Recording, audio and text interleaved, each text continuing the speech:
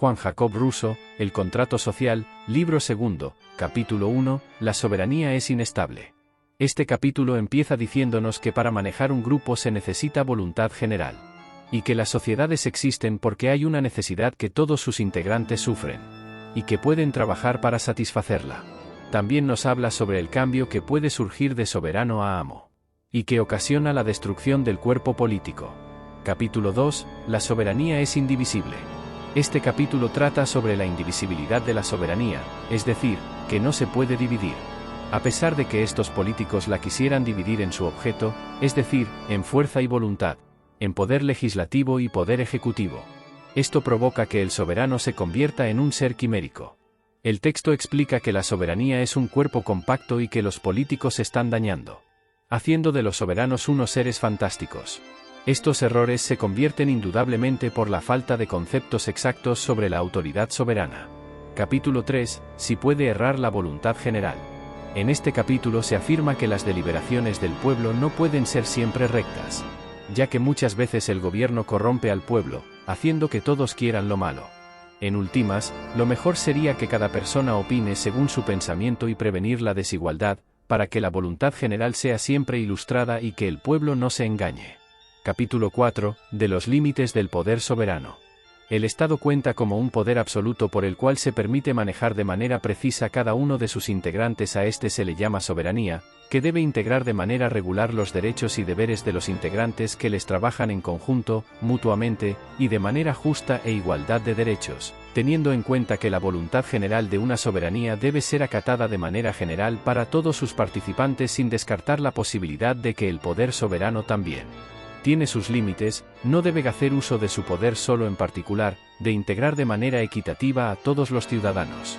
De igual manera, los ciudadanos que trabajan con una estrecha relación con el Estado deben tener en cuenta que el Estado le ofrece ciertas garantías, pero de manera mutua, estos deben defender así sea, con su vida el mismo. Es un respaldo mutuo de íntimas posibilidades y ventajas de tal manera que el que trabaja para sí mismo pierde, porque se debe trabajar para los demás, garantizando de manera práctica la estabilidad de los demás. Capítulo 5, del derecho de la vida y de muerte de la ley. Se planteó anteriormente que no hay que luchar por sí mismos, sino por un beneficio de los demás, pero con sucede, llega otro interrogante. ¿Quién no es necesario digno de luchar por salvar su propia vida? El fin del contrato social es la conservación de sus integrantes, pero tenerle en cuenta también que la soberanía tiene voz y voto sobre esto, ya que se tienen leyes que rigen sobre la pena de muerte, que es, por decirlo así, se da muerte a dicha persona para garantizar la estabilidad de los demás, que cuando se da muerte a alguien que causa daño a la sociedad, éste no muere como ciudadano, sino como enemigo. Lo anterior aclara con facilidad que la muerte puede darte si es el caso de defender la estabilidad de una nación. Rousseau afirma que un Estado bien gobernado es aquel en el cual hay pocos castigados, no porque se perdone, sino porque hay muy pocos criminales. Capítulo 6, de la ley. Las leyes son vistas como un mecanismo de conservación del cuerpo político de un Estado soberano. Toda justicia viene de Dios, pero los dos humanos no hemos podido darnos cuenta de eso, y necesitamos de un Estado que nos imponga las leyes, pero estas leyes vienen siendo el mal para los buenos y el bien para los malos, ya que cada uno, en vez de tomarla para sí, ve de qué manera puede aplicar a los demás sin tener cuneta primero.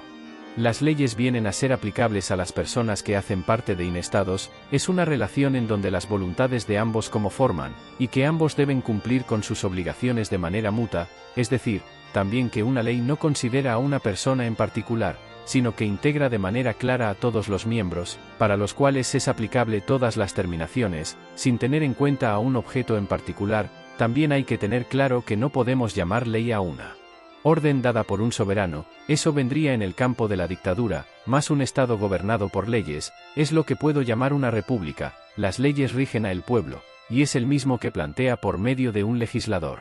Capítulo 7, el legislador. Para que las leyes que se buscan pudieran ser mejores, será ideal encontrar a alguien que viera de manera profunda las necesidades de cada individuo, y tomar las leyes para beneficiar a los demás sin tener en cuenta su propio bien. Serían leyes dadas por dioses.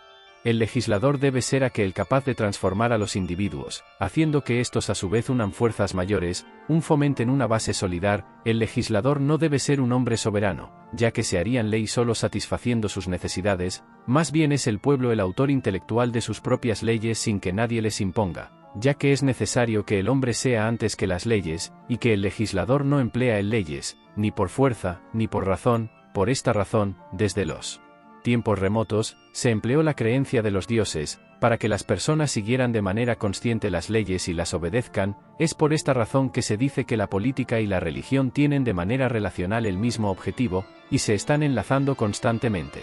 Capítulo 8. El pueblo. El legislador, antes de redactar las leyes, debe observar cuidadosamente si el pueblo tiene la capacidad de soportarla, ya que los pueblos a medida que crecen son más difíciles de disciplinar y el pueblo tiene ya costumbres que no pueden quitar a alguien particular, aunque a lo largo de la historia ha habido épocas en las cuales la violencia ha llegado a dominar los pueblos. La libertad puede adquirirse, pero no recobrarse. Así como las leyes de la naturaleza, los hombres tenemos diferentes periodos de madurez, esta la niñez y luego la juventud y la adultez es respectivamente. Las naciones deben ser legisladas en el periodo por el cual éste mismo puede adquirir y obedecerlas sin que se rebele. Capítulo 9. Continuación. Las naciones tienen límites en los cuales se extienden.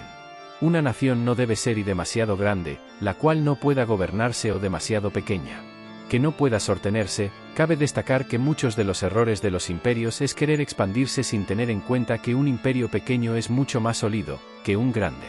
El imperio grande es más difícil de gobernar, necesita de más gente administrativos que le quitan de manera camuflada poder al soberano, ya que el pueblo no tiene constante relación con el gobernante y la forma en la que el gobernado también sufre muchas variaciones provocando informidad entre los ciudadanos.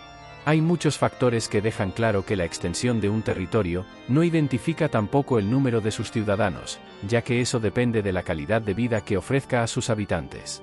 De la misma manera, el legislador no debe exponer sobre lo que ve en el momento, se debe pensar en lo que va a llegar a ser. Un pueblo debe tener en cuenta la manera en cual se disputa su permanencia, es trabajando por la comodidad de todos en conjunto, sin pensar que egoístamente en un bien propio. Un pueblo ideal, cuando sus miembros se conocen y se ayudan mutuamente.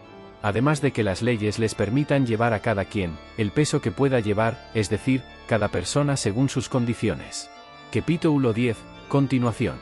Esto nos habla de cómo el cuerpo político puede medirse de dos maneras, ya sea por el número de sus habitantes o por la cantidad de tierra.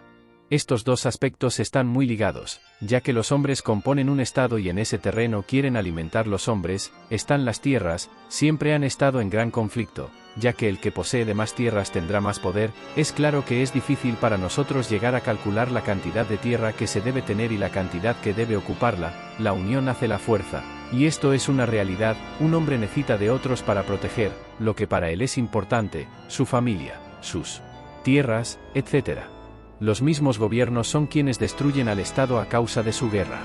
En causas de tener más tierras, el tirano actúa en momento de utilización, y esto solo porque en ese momento en el que hay que tomar una decisión y en momento para actuar. Capítulo 11 de los diferentes sistemas de legislación. El que debe ser el fin de todos sistemas de legislación, se divide en dos objetos, libertad y la igualdad. Comenzando por la igualdad, nadie debe ser menos que nadie, y mucho menos ser despreciado, y en consecuencia se da la libertad. De esto se forma la legislación. La constitución de un Estado se considera sólida cuando hay una licitación en la que todos estén de acuerdo. Si hay engaños y falsedad, será la completa destrucción de un Estado y sus participantes. Capítulo 12. División de las leyes. Hay una relación del Estado con sus soberanos, y esta relación se termina a través de unas leyes como las son políticas. Estas leyes deben ser respetadas, pero, ¿qué ocurre cuando estas no lo son? Hay rebeldía por parte de sus fundadores, debe ser castigado, pero, ¿qué pasa cuando nosotros los aprobamos?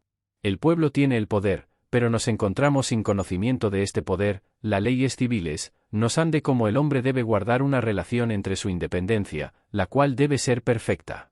Pero claro, sin olvidar su aspecto común con los demás. Se puede considerar una relación entre hombre y la ley, de cómo es que el hombre se hace mismo estas reglas para consecuentemente desobedecerlas. Nos damos reglas para ser nosotros mismos quien las rompamos y crean que así es una mala relación.